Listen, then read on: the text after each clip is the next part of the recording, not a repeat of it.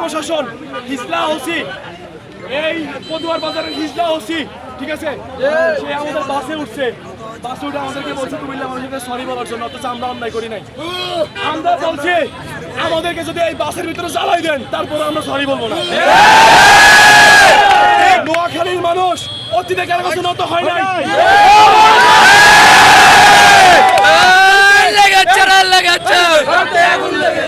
আমাদেরকে যদি নত করতে হয়, আমরা যদি নত করতে হয়, আমরা গলায় কাটিয়ে রাখতে হবে। গলা কারণ ছাড়া আমরা মাথা কোনোদিন নত হয় না। আমরা নত করার চেষ্টা করছে, আমরা তাদের ঘাট ধরে তাদেরকে নত করে দেবো।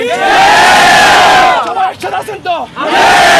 ইনশাআল্লাহ আমরা আগামীকাল একটা কর্মসূচি ঘোষণা করবো। পুরো সোনাইমুড়ি এলাকায় যত ছাত্র আছে, যত মানুষ আছে, সাধারণ জনতা আছে, বড় থেকে শুরু করে বৃদ্ধ, ছোট, শিশু যারা আছে, সবাই আন্দোলন যোগ দিবে ইনশাআল্লাহ।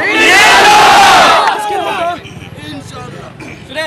আমরা এখানে আজকে সোনাইমুড়িবাসী একত্রিত হয়েছি।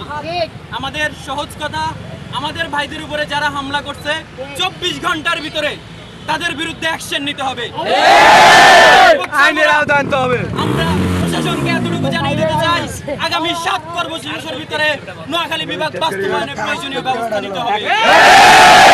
আমরা প্রয়োজনীয় ব্যবস্থা গ্রহণ ঘোষণা করবো। এখান থেকে আমরা আগামীকাল একটা কর্মসূচি ঘোষণা করব।